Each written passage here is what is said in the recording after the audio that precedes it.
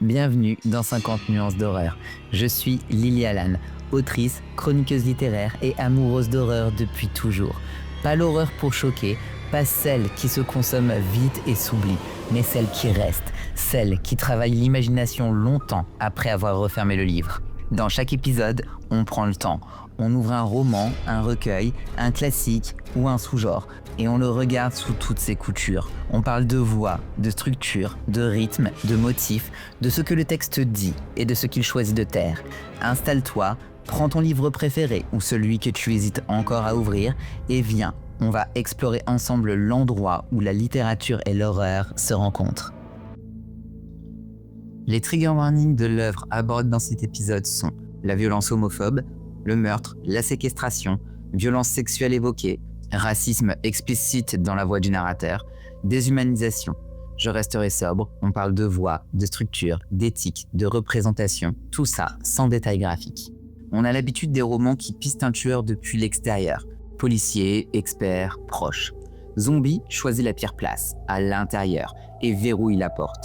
Le texte épouse la voix d'un prédateur qui raconte son projet avec une assurance froide, enfantine par endroits, bureaucratique par ailleurs.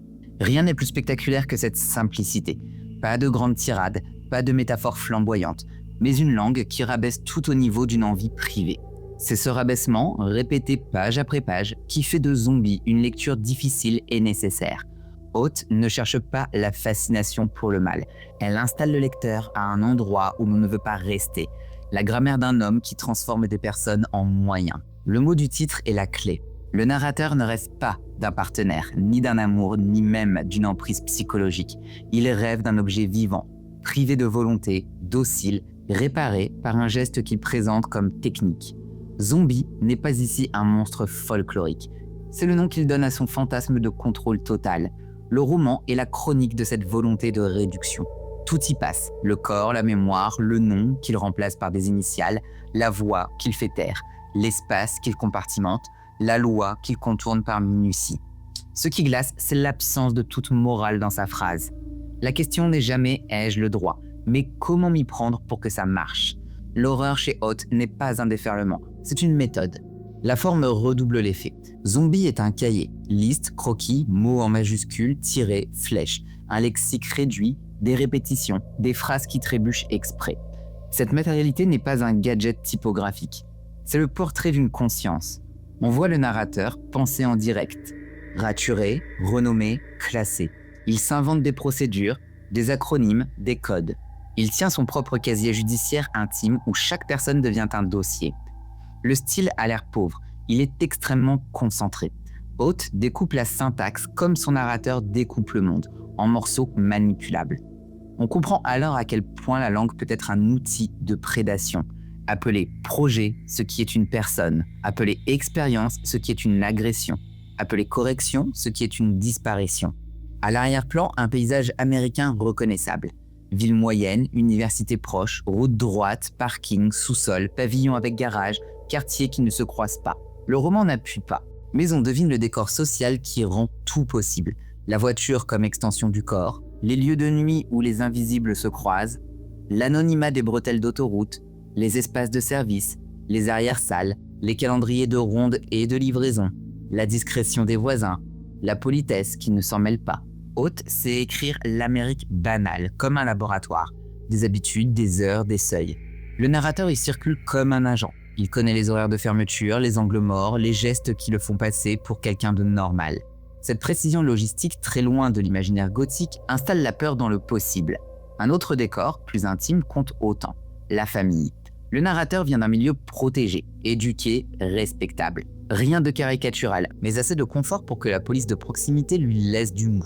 Assez de relations pour que l'on parle à sa place, assez de bienséance pour que le soupçon se retourne vers d'autres. La manière dont il se raconte chez les siens, les repas, les « comment ça va », l'obéissance de façade, travaille le lecteur. Zombie dit une chose dure. Il n'y a pas de profil social immunisé contre le mal. Il y a des écosystèmes qui rendent le contrôle plus discret. Haute, qui connaît comme personne l'angle mort des classes moyennes supérieures, pointe un endroit précis. L'innocence comme capital. Tant que rien ne trouble la surface gagne. Ce capital est redoublé par le système des institutions. Le roman croise des thérapeutes, des travailleurs sociaux, des policiers, des juges, des éducateurs, etc. Personne n'est grossièrement incompétent. Beaucoup sont débordés, aveuglés par les rituels et rassurés par des papiers en règle. On remplit des formulaires, on coche, on signe, on prononce des phrases correctes. Ce que la narration fait sentir, c'est l'écart entre ces signes d'encadrement et la réalité. Le narrateur a appris à imiter ce qu'il faut pour passer. Il sait quelle réponse donner, il sait quand se rendre aimable.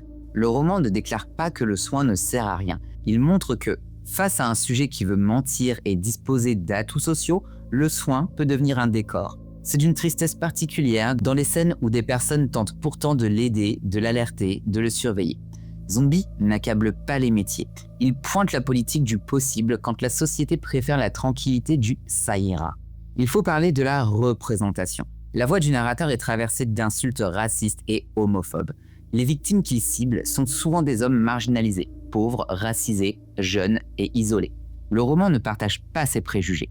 Il les expose pour montrer comment ils servent la sélection des proies. Mais l'exposition n'est pas sans coût. De nombreux lecteurs et lectrices, notamment concernés, peuvent éprouver cette voix comme une violence supplémentaire. Lire Zombie en 2025, c'est tenir ces deux vérités. L'ouvrage met à nu la mécanique d'un prédateur et les angles morts qui l'aident. Il s'inscrit aussi dans une longue histoire narrative où des corps déjà vulnérables sont instrumentalisés pour construire une horreur. La lucidité consiste à le dire sans relativiser l'un par l'autre. Haute n'utilise pas les victimes, elle démontre l'utilisation. Reste que la monstration, même critique, peut blesser. Le livre, en cela, demande une éthique de lecture. Ne pas confondre l'auteur avec sa créature. Ne pas dénier l'effet réel d'une langue qui blesse. Ce qui distingue Zombie d'un simple true crime romancé, c'est la gestion du point de vue. Nous n'avons pas accès à une voix surplombante qui rééquilibrerait le monde. Pas de narrateur externe pour nous rassurer, pas de chapitre du côté de la justice pour nous offrir une respiration. Ce choix est risqué et il est tenu jusqu'au bout. Il oblige à lire contre la voix, à entendre ses silences, à chercher la contre-preuve dans les marges. Haute sème cette contre-preuve par l'incohérence même de son narrateur. Oubli, contradiction, petits ratés d'énonciation et affects incongrus. Celui qui se raconte en maître du jeu révèle dans ses lapsus l'anxiété qui le gouverne. Il ne maîtrise pas ce qu'il croit maîtriser. Sa méthode n'est pas une science, c'est un rituel qui rassure un esprit vide. La littérature ici a l'avantage décisif sur l'archive. Elle peut laisser affleurer la part non contrôlée d'un discours contrôlant. La politique des noms dit tout. Le narrateur remplace les personnes par des initiales ou par des sobriquets utilitaires. Il fabrique une cartothèque. Cette réduction, là encore, est plus qu'une manie.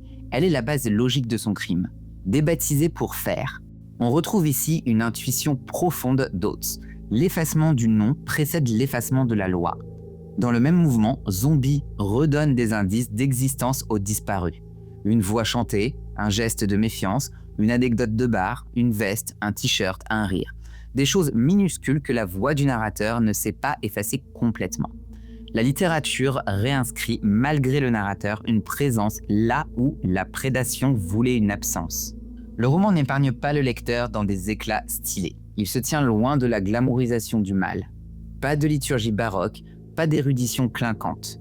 À l'inverse d'American Psycho, qui exhibe le faste et dénonce l'idéologie par excès. Zombie refuse le décor. C'est sa force. Il coupe la route aux esthétiques complaisantes de la bête fascinante.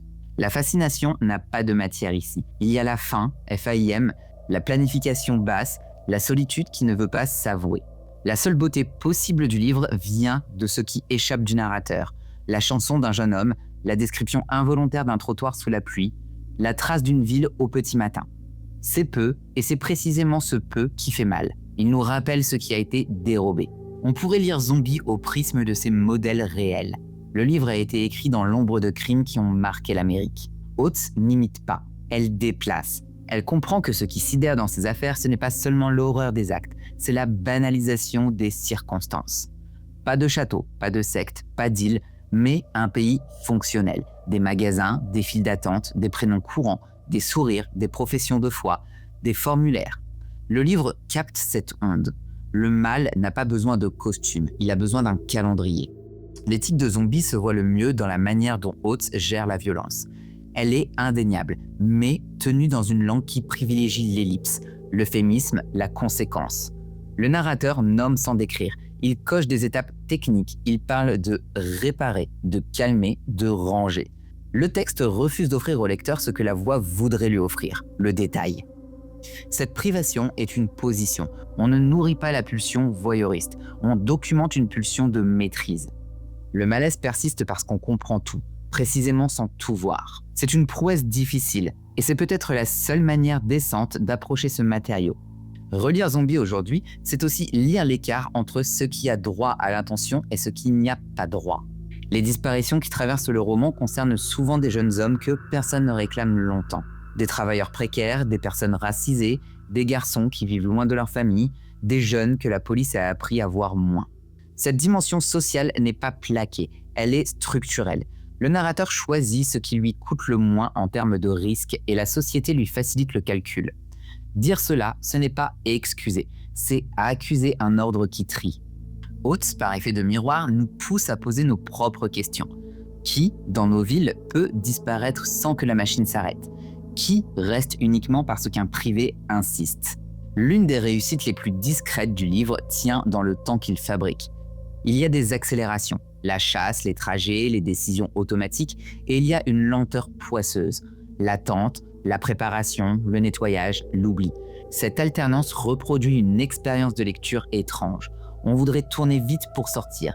Le texte impose par moments un ralenti. On prend acte de l'usage du temps par quelqu'un qui n'a pas de projet au-delà de sa compulsion. C'est là que Zombie prend une dimension métaphysique à sa manière. Ce vide que le narrateur tente de remplir en éteignant les autres. Au cœur du livre, il n'y a pas une idéologie, il y a un rien qui travaille. Et c'est peut-être plus terrifiant qu'un programme.